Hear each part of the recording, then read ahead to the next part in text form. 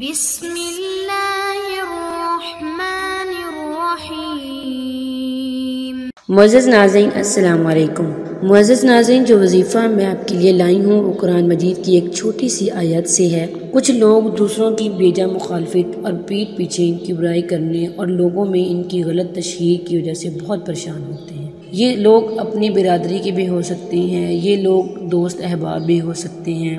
معزز ناظرین، یہ لوگ ہمسائے بھی ہو سکتے ہیں، کوئی بھی ہو سکتے ہیں، ان کی وجہ سے آپ بہت پریشان ہوں۔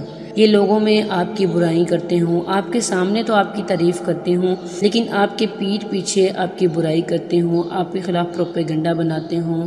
قرآن مجید میں ایسے لوگوں کو منافق کہا گیا ہے۔ معزز ناظرین، کچھ لوگ آپ صلی اللہ علیہ وسلم اور صحابہ کے سامنے بھی ان کی تعریف کرتے۔ وہ لوگ یہود و نصارہ نہیں تھے بلکہ وہ لوگ منافقین ہی تھے جو آپ کے سامنے تو آپ کی تعریف کرتے اور پیٹھ پیچھے آپ کی برائی کرتے اور آپ کے خلاف پروپیگنڈا بناتے اور آپ کی غلط تشہیر کرتے، آپ کے بارے میں غلط بیانی کرتے اور لوگوں کو گمراہ کرتے۔ عزیز ناظرین، اللہ تعالیٰ نے سورۃ توبہ میں ایسے لوگوں سے نپٹنے کا، انہیں پسپا کرنے کا، انہیں نیست و نابود کرنے، اس کی مخلوق کے سامنے رسوا کرنے کا بہت ہی زبردست طریقہ بتایا ہے۔ معزز ناظرین، آپ سورۃ توبہ کی اس آیت کو وظیفہ بنا لیں، اپنی زندگی کا معمول بنا لیں۔ آپ اس آیت کو 70 مرتبہ روز پڑھیں۔ انشاءاللہ اس وظیفے کی برکت سے وہ خود آپ کے اور اللہ تعالیٰ اور اس کی مخلوق کے سامنے خود بخود نیست و نابود ہو جائیں گے، خود بخود غرق ہو جائیں گے۔ عزیز ناظرین، کچھ دیندار لوگ بہت زیادہ کوشش کے باوجود بھی نہیں کر سکتے